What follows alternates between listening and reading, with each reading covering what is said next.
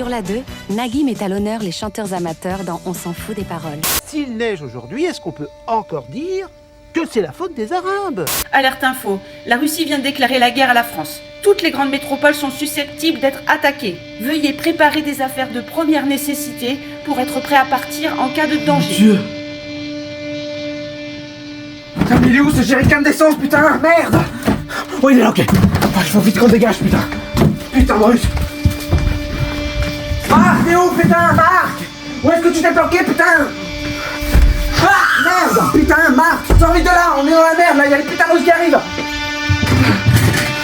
Pitié, c'est pas mal. Oh, bah si, il se passe quoi? Il y a les russes qui arrivent, Marc. Tu vas dans la cave, tu prends les trucs utiles, on n'a pas le temps. Allez, vite, prends les trucs utiles.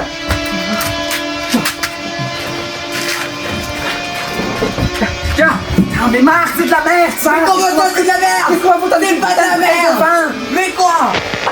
Alerte de dernière minute, les Russes sont en train d'envahir la ville de Toulouse. Si vous pouvez quitter la zone, Putain faites-le. merde! J'ai oublié le chat en plus! Non, mais il va pas! Mais j'achète le chat, reviens!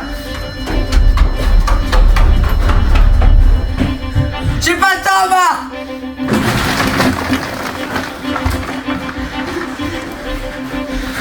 Je suis là mon bébé! Oh ça va aller! Ça va aller! Putain mais il est passé où l'autre? Putain Marc, t'es passé où putain? Marc! T'es où putain Marc? Putain Marc, qu'est-ce qu'il fout dans la bagnole? Putain mais il va m'entendre ce chien! Merde! Mais prends ta bouteille de merde! Connard! Putain de merde! Non! Si vous souhaitez vous mettre en sécurité, rejoignez la base militaire. Les militaires vous accueilleront et vous mettront dans des bunkers jusqu'à ce que la guerre se termine. Quand je suis arrivé à la base militaire, c'était un vrai bordel. Les gens s'entretuaient pour se mettre en sécurité. Et par chance, j'ai réussi à m'enfermer seul dans un bunker. Et au bout de 16 jours, j'ai enfin décidé de sortir.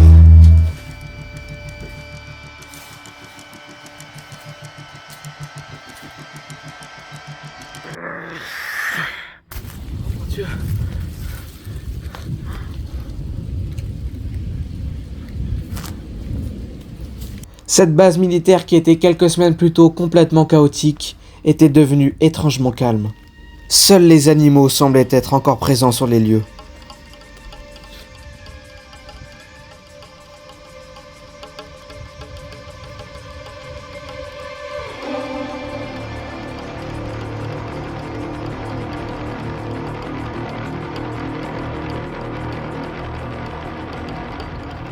J'étais complètement dans l'incompréhension et la peur. Où était-il donc tout se passé? Je n'osais pas encore sortir de la base militaire, par peur de découvrir ce qu'il avait bien pu se passer à l'extérieur. Je passai donc la nuit dans un de ces bâtiments abandonnés, et le lendemain, plein de détermination, je partis à l'aventure. Film and helicopters crashing in the ocean from way above. Got the music in your baby, tell me why. Got the music in your baby, tell me why.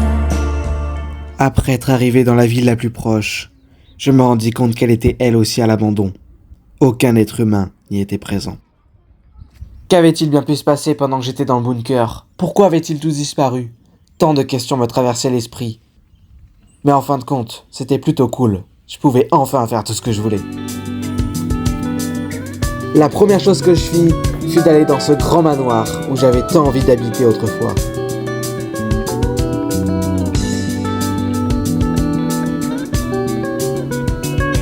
Il était maintenant à moi, comme cette ville tout entière.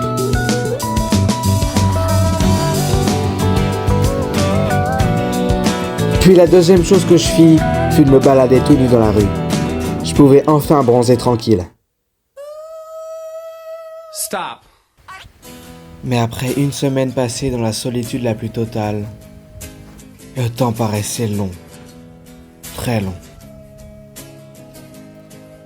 J'avais enfin accès à tout, mais à quel prix si je n'avais personne avec qui en profiter? J'étais comme un navire perdu en mer, sans étoile pour le guider. Puis je suis allé au McDo, ce lieu qui symbolisait la convivialité. Mais sans employé, ce lieu perdait tout son sens. Puis je suis allé au City, ce lieu où je passais beaucoup de temps avec mes amis. Mais c'était tout de suite moins marrant sans eux. Après plus de 2 mois, j'ai décidé de prendre un bateau et traverser la Méditerranée, avec espoir de trouver de la vie humaine sur un autre continent. Et je me suis finalement craché sur une plage du nord de l'Afrique.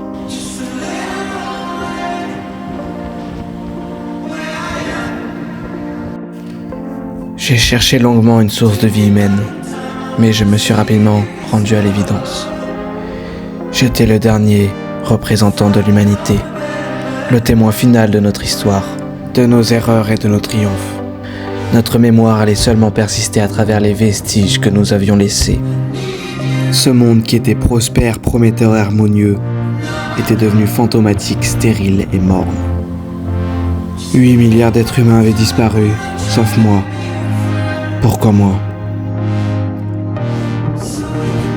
Ce monde était maintenant mien, mais je ne savais pas quoi en faire. Je n'étais que le témoin solitaire d'une civilisation disparue.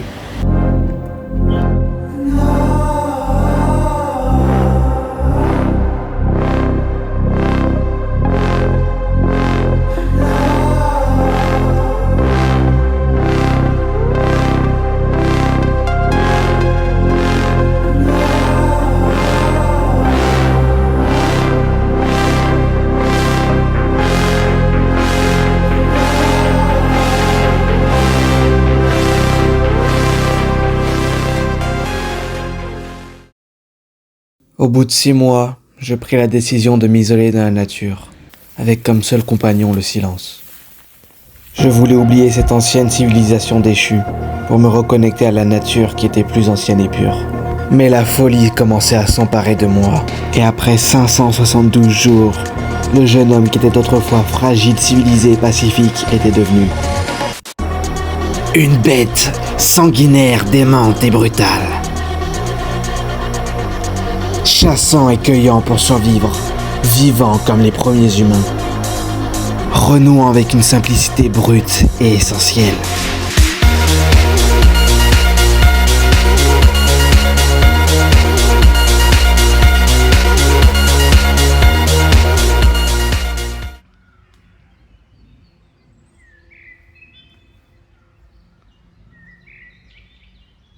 Mais ici, je redécouvrais les simples plaisirs de l'existence. Boire à une source fraîche, sentir la terre sous mes pieds ou observer les étoiles dans un ciel dégagé de toute lumière artificielle.